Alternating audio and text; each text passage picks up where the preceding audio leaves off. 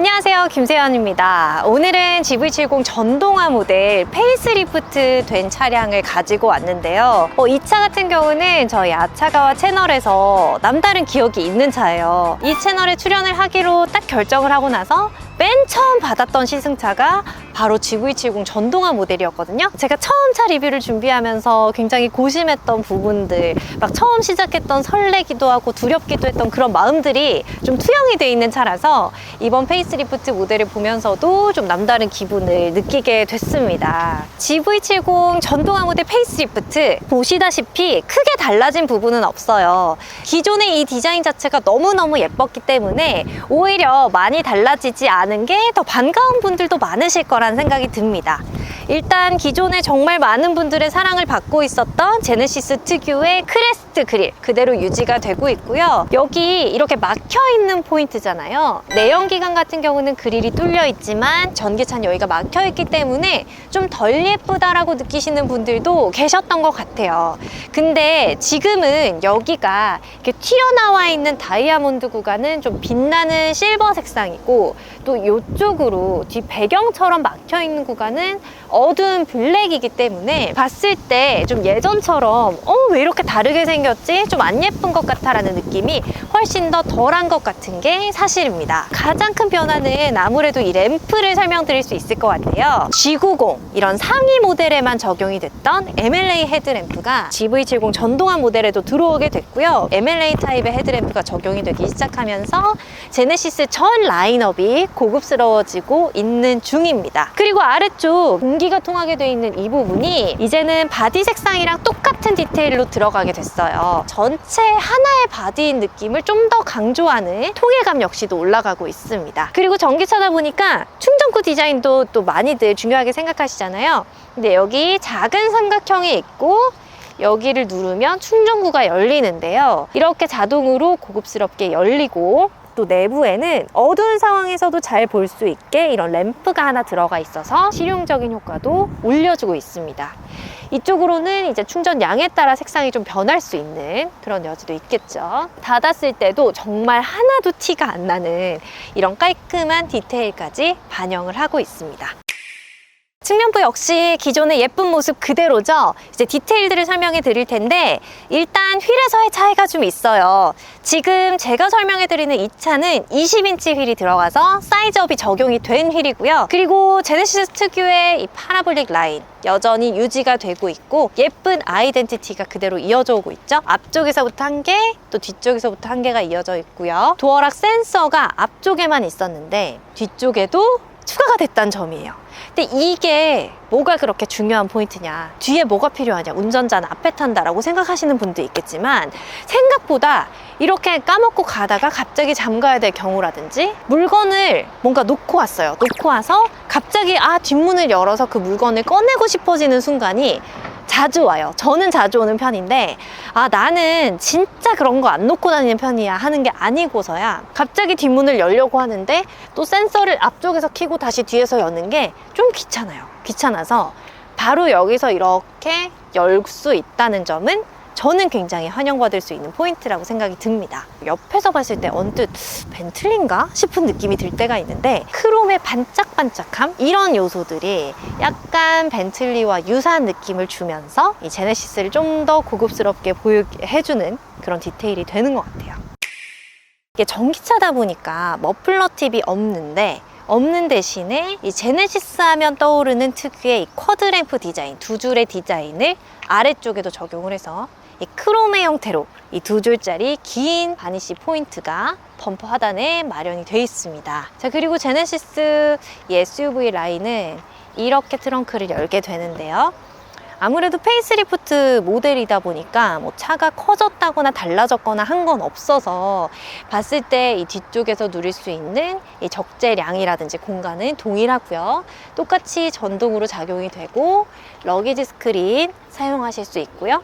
또 아래쪽 이렇게 마감까지 고급스럽게 돼 있는 걸 확인하실 수가 있습니다. 히든 스페이스 활용하시는 분들도 많은데 요즘은 필수인 소화기 들어가 있고요. 또 이쪽 내부 공간이 많이 넉넉하진 않습니다. 역시 전기차답게 근데 안 그래도 제네시스가 타면 진짜 조용하다는 생각이 드는데 맨 처음 GV70 전동화 모델을 탔을 때보다 좀 더 액티브한 느낌의 우주성 소리가 난다고 해야 될까요? 좀 더 묵직하게 승차감의 개선에 있어서 또 이루어진 부분이 많은데요. 프리뷰 전자제어 서스펜션으로 이제 내비게이션 기반 미리 도로 상황을 파악해서 그에 맞는 서스펜션을 설정해 주는 것도 있고, 고속도로 바디모션 제어라고 해서 급정거나 급출발을 했을 때 그 몸이 튕겨나가는 움직임을 좀 잡아주는, 좀 제어해주는 그런 시스템이 들어가는데, 운전자가 체감할 수 있는 승차감 자체가 나아졌다라고 보시면 되겠습니다.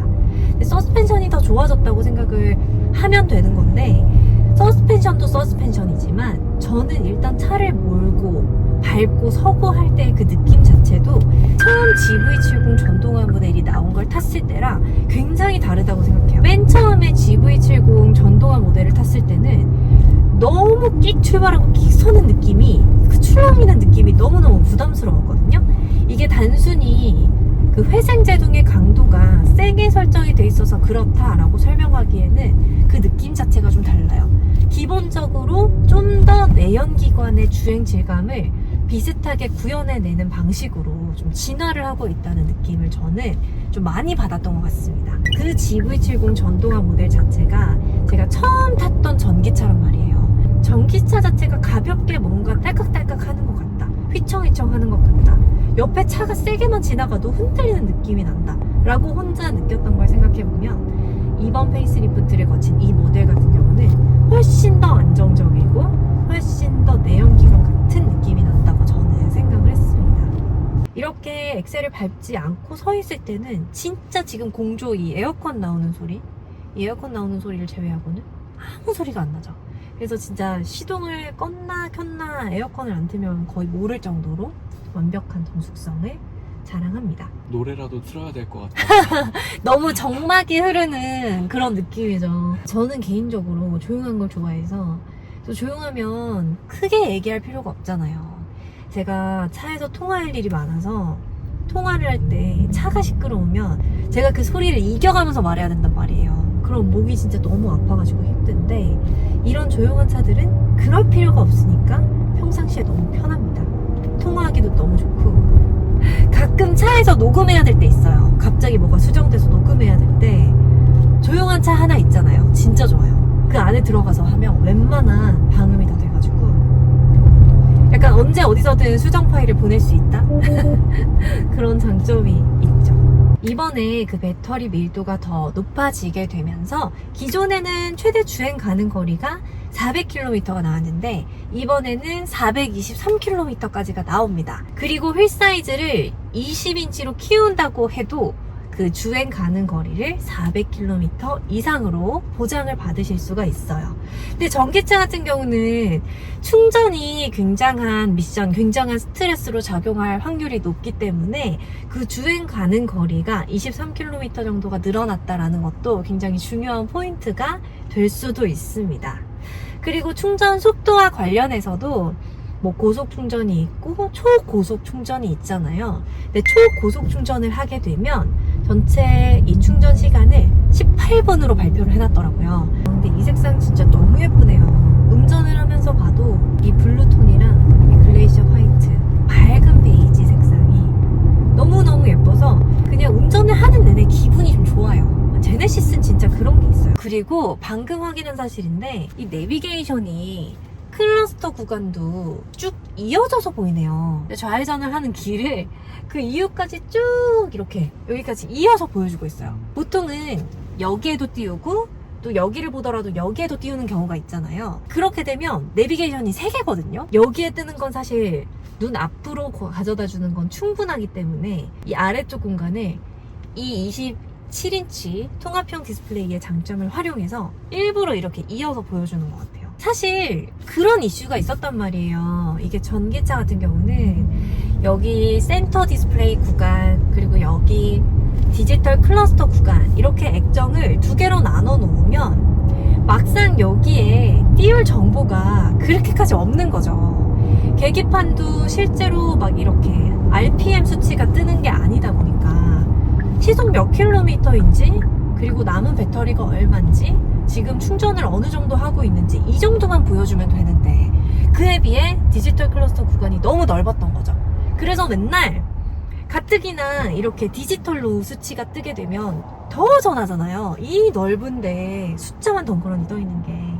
그 부분이 굉장히 아쉬웠는데 이 디지털 클러스터 구간에서 여기까지만 정보란으로 쓰고 여기를 내비게이션을 이어서 쓰네요. 그런 점이 또 특징이라고 볼 수가 있습니다. 아, 저는 전기차 특유의 이질적인 느낌이 싫어요.